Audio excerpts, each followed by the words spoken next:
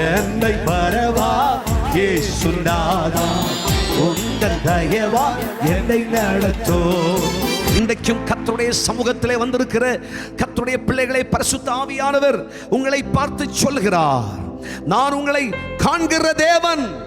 ஆகாரை கண்ட கண் உன்னை காண்கிறது, எசேக்கியாவை கண்ட கண் உன்னை காண்கிறது. கண்ணீரோடும் வேதனையோடும் கர்த்தருடைய சமூகத்திலே கதறிக்கொண்டிருக்கிற கர்த்தருடைய பிள்ளையே, நம்முடைய விண்ணப்பத்திற்கு தேவ சமூகத்தில், ஆண்டவரே உம்முடைய பிள்ளையாய் பிறந்திருக்கிறேன், இத்தனை வருஷமாய் உம்முடைய பிள்ளையாய் ஆராதிக்கிறேன் என்றெல்லாம் தேவ சமூகத்திலே வைத்திருக்கிற படிவம் இருக்கிறது. கர்த்தருடைய கண்கள் அதை கவனிக்கிறது. ஒரு ஆமேன் சொல்லுங்க. இந்த அற்புதத்தின் நாளில் உன் கண்ணீருக்கு தேவன் அற்புதம் செய்ய போகிறார், அதிசயம் செய்ய போகிறார். கர்த்தருடைய வார்த்தை புறப்பட்டது, தீர்க்கதரிசி மீண்டும் புறப்பட்டு வந்து எந்த தீர்க்கதரிசியால முற்று பெற்றது என்று சொல்லப்பட்டதோ அதே தீர்க்கதரிசியால கர்த்தர் சொல்றார், உன் ஆயுசு நாட்களை 15 வருஷம் ஆண்டவர் கூட்டி கொடுக்கிறேன் என்று சொல்கிறார். உன் ஆயுசு நாட்கள் அதிகரிக்கிறது, உனக்கு அற்புதம் நடக்கிறது என்று ஒரு பெரிய திருப்பு முனை. உன் கண்ணீர் வெறுமையாய் போவதில்லை. கண்ணீரை துருத்தியில எண்ணி வச்சிருக்கார். கண்ணீரை காண்கிற தேவன். அல்லேலூயா, ஆமென். குடித்து வரித்தவளை போல தேவ சமூகத்தில் அழும் கண்ணீரை கர்த்தர் காண்கிறார். என் பிள்ளை செத்து போவதை பார்க்க முடியாது என்று தேவ சமூகத்தில் அழுவதை கர்த்தர் காண்கிறார். அல்லேலூயா.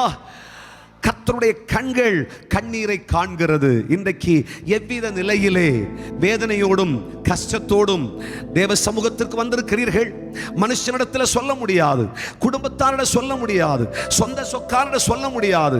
சொன்னால் பரியாசம் செய்வார்கள், அவமானம் செய்வார்கள். யாரிடத்திலையும் சொல்லி வேதனையை சொல்லி அழ முடியாது. குடும்பத்தில் வருமானம் இருக்கிறது, நன்மைகள் இருக்கிறது, மேன்மையெல்லாம் இருக்கத்தான் செய்கிறது. ஆனால் குடும்பத்தின் நிலையை பார்த்தால் அவ்வளவு வறட்சி, அவ்வளவு வனாந்திரம், அவ்வளவு வேதனை, அவ்வளவு கஷ்டம், அவ்வளவு நஷ்டம், சமாதானம் இல்லை, நிம்மதி அற்று போயிற்று. என்ன செய்வதென்று அறியாது வேதனைப்படுகிறேன். சம்பாதிக்கிறதெல்லாம் பொத்தலான பயிலிடுகிறது போல் போய்விடுகிறது. வியாதிக்கு பஞ்சம் இல்லை. வீட்டில் இருக்கிற அத்தனை பேருக்கும் வியாதி. கர்த்தராகிய தேவன் சொல்லுகிறார், நீ கண்ணீரோடு தேவனுடைய சமூகத்தில் உன் கண்ணீரை, உன் விண்ணப்பத்தை ஊற்றுவாயானால் கர்த்தராகிய தேவன் சொல்லுகிறார், உன்னை காண்கிற தேவன், நான் சர்வ வல்லமை உள்ள தேவன். உன் கண்ணீருக்கு பதிலாக இதோ உன் பிராணனை காப்பாற்றி உன்னை சுகமாக்கி உனக்கு அற்புதம் செய்து உன் பலவீனத்தை நீக்கி உனக்கு அதிசயத்தை செய்வேன். ஹல்லேலூயா. கண்ணீரோடு விதைச்சா நீ கம்பீரமாய் அறுவடை செய்வாய். கண்ணீரோட தேவ சமூகத்தில் அழுது கொண்டிருக்கிற கர்த்தருடைய பிள்ளைகளே, நீ எந்த காரியத்துக்காக தேவ சமூகத்தில் அழுது கொண்டிருக்கிறாய்? இந்த ஆண்டினுடைய இந்த கடைசி மாதத்தில் ஆண்டவரே, என் கண்ணீர் கண்ணீர் கண்ணீரை காண்பது, என் கண்ணீரை துடைக்க யார் உண்டு? கர்த்தராகிய தேவன் சொல்லுகிறார், உன் கண்ணீரை காண்கிறேன், உன் அலைச்சல்களை அறிந்திருக்கிறேன், உன் வேதனை அறிந்திருக்கிறேன். நான் உன்னை காண்கிற தெய்வம். ஓ ராபா ஷதா ராபா சிகரபோ. ஹல்லேலூயா. ஒரு ஆமென் சொல்லுங்க பார்க்கலாம். ஹல்லேலூயா. அவர் கண்ணீரை காண்கிற தேவன், அவர் நம்முடைய கண்ணீரை துடைக்கிற தெய்வம், அவர் நம்முடைய அழுகையை பார்க்கிற தெய்வம், நம்முடைய இருதயத்தின் துயரங்களை அறிகிற தெய்வம். ஒரு பெத்த தாய்க்கு கூட தன்னுடைய பெத்த பிள்ளையினுடைய கண்ணீரின் அர்த்தம் தெரியாது. ஆமென். ஹல்லேலூயா.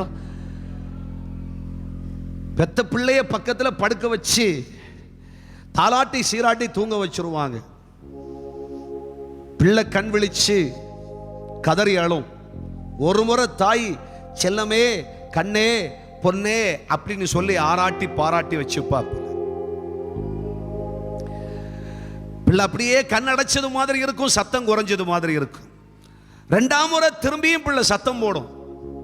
சத்தம் போட்ட உடனே கொஞ்சம் தன்னுடைய பாராட்டு, தன்னுடைய தாலாட்டு வார்த்தையெல்லாம் கொஞ்சம் குறைச்சிக்கிட்டு, தூங்குவியா தூங்க மாட்டியா அப்படின்னு கேட்க ஆரம்பிச்சு, கொஞ்சம் ஸ்வரமெல்லாம் மாற்றி பேச ஆரம்பிச்சு, அந்த பிள்ளையோட தாய் பேச ஆரம்பிப்பா. எப்படியோ பிள்ளை கொஞ்சம் கண் அடைச்சது மாதிரி 3வது முறை திருப்பி அழ ஆரம்பிச்சா. இந்த சனியனை பெத்து தொலைஞ்சம் பாத்தியா அப்படின்ட்டு சொல்ல ஆரம்பிச்சு, தாயி பெத்த பிள்ளை ஏன் அழுது? 1ஆம் முறை, 2ஆம் முறை, 3ஆம் முறை, 4ஆம் முறை, 5ஆம் முறை ஏன் அழுகிறது? அது தாயால புரிஞ்சுக்க தெரியாதுங்க. பிள்ளை ஒருவேளை வயிற்று வலியால் அழுதா தெரியல, வயிற்று பசியால் அழுதா தெரியல, இல்ல உடம்புல என்ன கஷ்டத்தில் அழுதுன்னு பெத்த தாய்க்கு புரிஞ்சிக்க முடியாது. பிள்ளையினுடைய கதறுதலும் கண்ணீரின் அர்த்தம் பெத்த தாயால புரிய முடியாது. ஆனால் தன் ரத்தத்தால் பெற்றெடுத்த கிறிஸ்து இயேசு உன்னுடைய கண்ணீரின் அர்த்தம் என்னதென்று அறிவார். நீ சொல்ல தேவையில்லை. நீ சொல்லாமலே உன் கண்ணீர் வடிச்சா. பலர் பலர் பலர் பலர் தேவனுடைய வார்த்தைகள் பேசும் பொழுது, சங்கடங்கள் வருகிற பொழுது, ஜெப நேரங்கள் வரும் பொழுதெல்லாம், தங்கள் இருதயங்களை திறந்து தெய்வ சமூகத்தில் ஜெபிக்கும் பொழுதெல்லாம் வாயெல்லாம் மூடித்தான் இருக்கும், ஆனால் கண்ணிலிருந்து கண்ணீர் கொட்டிக்கொண்டே இருக்கும். தேவனுடைய பிள்ளையே, உன் கண்ணிலிருந்து வடியும் கண்ணீர் இருக்கிறது. ஒவ்வொரு சொட்டு கண்ணீரையும் என் கர்த்தராகிய தெய்வம் கணக்கில் வச்சிருக்கிறார். ஆமென். அந்த கண்ணீருக்கு என்ன அர்த்தம்? நீ வடிக்கும் கண்ணீர் இது கடனுக்காகவா, கஷ்டத்துக்காகவா, வியாதிக்காகவா, பலவீனத்துக்காகவா, சரீரத்தில் இருக்கிற நோவுனால துடிதுடியா துடிச்சாடுற அழுகையா? இதெல்லாம் பரம தெய்வத்துக்கு தெரியுமுங்க. சர்வ வல்லமை உள்ள தேவன், நம்முடைய நாசியின் சுவாச காற்றா இருக்கிற நம்முடைய கர்த்தராகிய கிறிஸ்து இயேசுவை அறிவார். ஆமென். என்னை பரவா இயேசுநாதா, உந்தன் தயவா என்னை நடத்தோ.